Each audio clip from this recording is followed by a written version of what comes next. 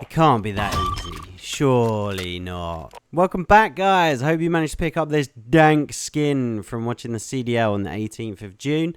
It's a universal skin, so you can whack it on any of your weapons. Now, today we're going to be taking out 2 bosses in 1 round. One of those bosses is my absolute favourite. I have noticed more people going for it recently. It's the Chemist. You'll be able to pick up a medic vest from him, and you'll be able to pick up the M13, which is a solid gun to have in your contraband weapon stash. And I'll be showing you the best way to pick up those guns in-game and modify them so that you never have to just rely on your insured weapons.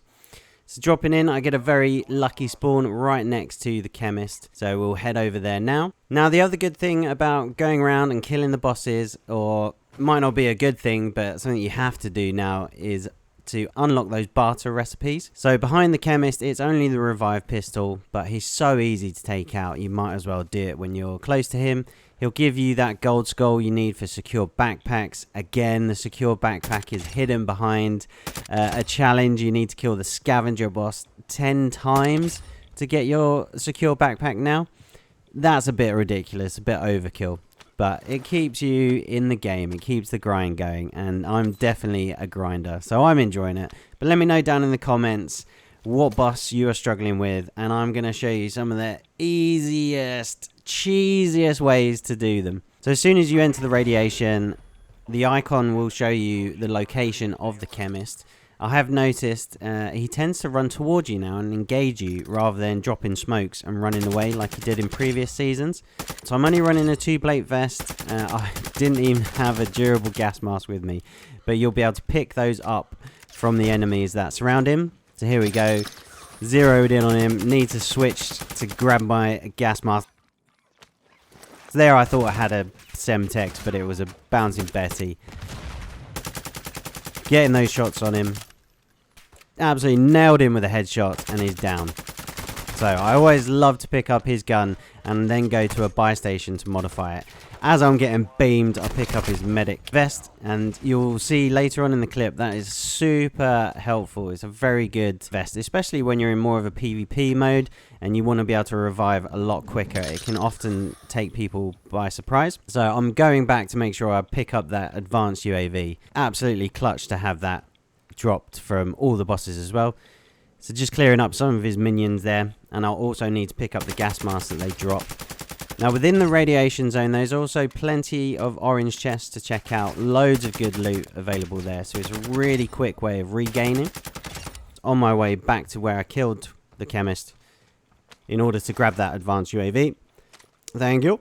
There we go. Advanced UAV in the bag.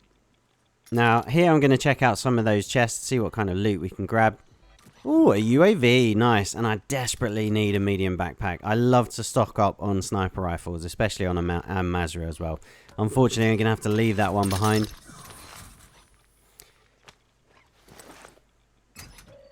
Now, at this point, I start to hear some shooting, and a Molotov has been thrown. So I'm getting a bit suspicious that I might not be alone here, as I can't grab that durable gas mask on the shelves there. Another chest up here, another UAV. So lots of really good loot around here. Always check those computers for those GPUs. Now I'm getting shot at. This is when I realise there's another player. He manages to take me down. But look how quickly I can res. He can't even make it over to finish me. And that guy is down and out of there. Sorry, dude. The power of the medic vest right there. Now, watching this back, I realised that guy had a large backpack. You can see pop up there. But obviously, I was very conscious of his teammates pushing me as well. So I decided to make my way out of this zone. I've run out of gas masks now, so I need to get out of there. But I still got that advanced UAV. So as soon as we're out of the radiation zone, I will pop that just to check where his teammates might be. Replating. Popping that UAV. Oh, and there's one right next to me, running underneath the bridge. A 3 versus 2 plate. Easy win. Sorry, my guy. Unfortunately, this guy has no backpack. So I can't pick up any of his weapons. Because you will need to extract with operator weapons in order to unlock more of your insured weapon slots. We're going to head over to a buy station and modify this M13B. I love the blueprint on this gun. It looks absolutely sick. So glad it's still in the game. Now heading up to the buy station. So on the M13B, we're going to take off the optic. You can replace that with whichever one that you like. Obviously, aim op is the preferred one for me. Take off the underbarrel, but keep the barrel. And you can run F-Tac Ripper or a Lockman Precision, which I'm going for there. Keep the magazine, get rid of the laser, and then I would recommend adding the silencer, which would be the Harbinger, but I decided to put high velocity rounds on there. Now, Warzone Stats GG, if you haven't checked out this website, make sure you do.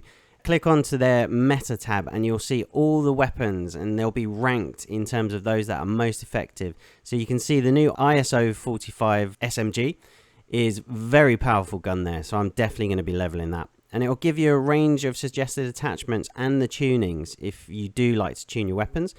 Now the Lachman 556 is also very good. The Lachman sub is still up there in the meta weapons. The broadside, that fire shotgun, and the F-Tac Siege. So I 100% recommend checking this website out. If you pick up a weapon in game and you want to use it and know what the best attachments are, head to this website and it will give you an idea of what's best to get the most out of that gun. So you can see we have some options here for a long range, a low recoil, or another long range version of the gun. Recommending that high velocity, the 60 round mags, the aim op, the barrel that will already be attached to the gun. But I like to run that Harbinger just because on DMZ you want to be running a silencer just to not attract loads of AI to you. But have a look at the website, test out some of the builds and run what you find most effective and most comfortable. But I love this website, so massive shout out to the people who've made this. Now heading back, so we've taken out the Chemist, we've got his medic vest and we've got his gun. I'm just going to pop this UAV to make sure I'm not being chased. Oh, I can see that guy's been revived. There's another 2 of them in the radiation zone, probably looking for that Chemist. I've already been there, I've already stolen his loot. I can see this guy moving closer towards me now. So whenever I'm about to take a fight, I always look for the higher ground to make sure I've got an advantage over the other players. But no, he grabs a vehicle, so I'm going to let him get away. See you later, my guy. Now we're going to head over to our next boss, and this is going to be the Pyro boss. Now I'm going to show you the most cheesiest way to kill this boss in-game. He will need to spawn at the post office in order to do this. And I guess the challenge with the Pyro boss is if you do want to take him on and grab his fire shotgun, the broadside, you will need to bring in a skeleton key or, for example, the post office key in order to get in to here. But if you head up these boxes onto the lorry, onto the roof this way, this is the easiest, cheesiest way of getting rid of this boss.